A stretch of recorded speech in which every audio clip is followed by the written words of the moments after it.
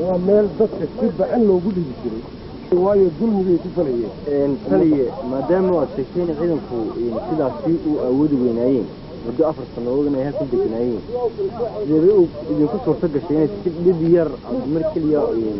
u tabitaan waxa uu ahaa dagaalku wuxuu ahaa dagaal kedis buu ahaa dagaal aanay markaas filayn buu ahaa dagaal xilli aan weerarada la qorsheyn oo 12 maalin ku beermay buu ahaa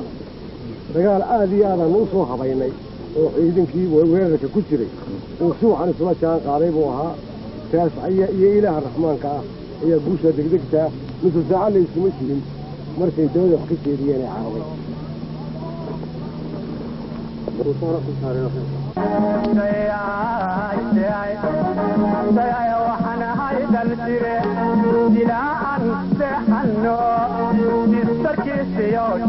inuu magaciisu dumo ku doorsaday geelidee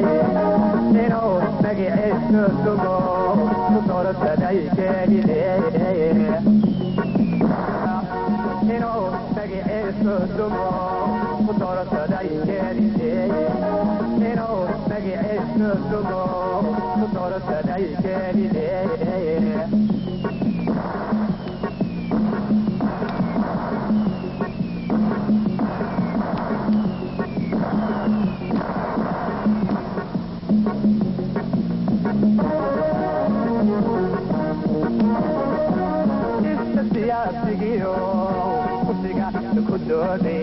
dayaal markaaynu ka nimaadno hadalkaasi iyo warbixintaasi taliyaha aagga bari ee ciidanka qaranka jamhuuriyadda Soomaaliland Maxamed Aadan Dancade waxa muuqaalkii aad arkayseen uu ahaa xaruntii ama taliskii ay fadhiyeen ciidamada maleeshiyada Mauritania kaasi oo taliyuhu sida uu sharaxay ay u ahayd hooy ahaana saldhigga ugu weyn ee ku yaala aaggaasi madax kale iyo saraakiil ka mid ah ciidanka qaranka ayaa iyaguna sharaxaya goobahani wixii ay ahaayeen raacoodii ugu soo horreeyay Afrika difaaca jirtay ufayskoodii adkaa ee ciidankeenu xiriirka ka shaqeyn jiray tan aad arkaysaa inuu ku saansiday halka aad arkaysaa ufayskoodii xeradaas waa xerada 77 halka ka muuqata xerada 77 ugu xoog weyneed bahayd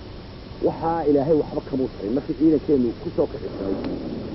ciidankeenu ku soo kiciyay markii hore soo weerareen dad ciidankeenu ku soo kiciyay waxa la wixii ilaahay ka taray mid kaliya toon mir bacad ugu mid waxa weeyaan sida uu maxamed saga xerada waxa la tiriyay 77 baa la oran jiray xeradan waxa la tiriyay xerada 9 oo ninkii qoyska la oran jiray ayaa haystay ciidanku cadowgu jidda uu ku tahay waxa weey 7 kiiloomitir ayuu ahaa marka ciidanka habku uu soo galay waxa ahayd hab cajiib ah ayuu ahayd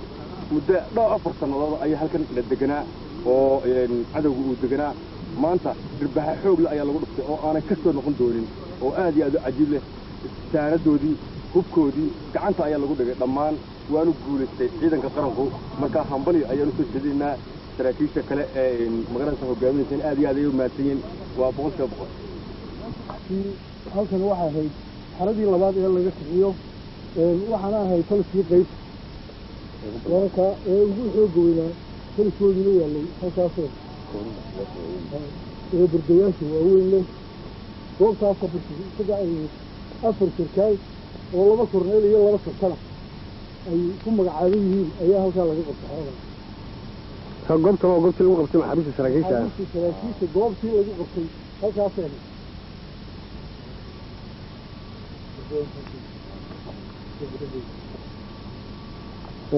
kaynu ka nimaadno hadaladaasi saraakiisha iyo madaxda ciidanka qaranku ay ka bixiyeen aaggaasi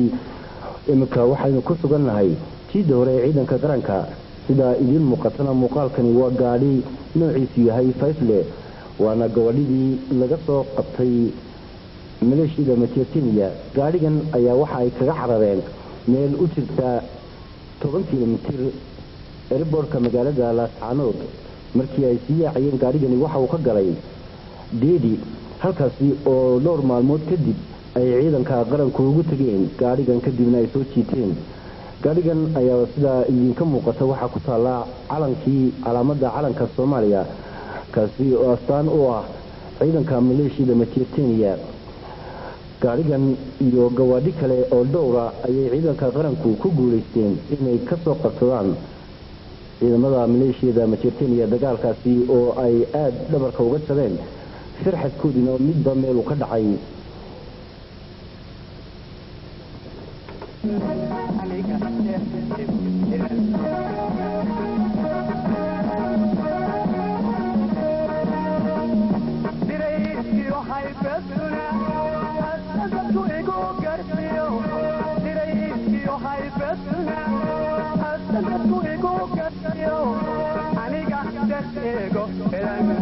aniga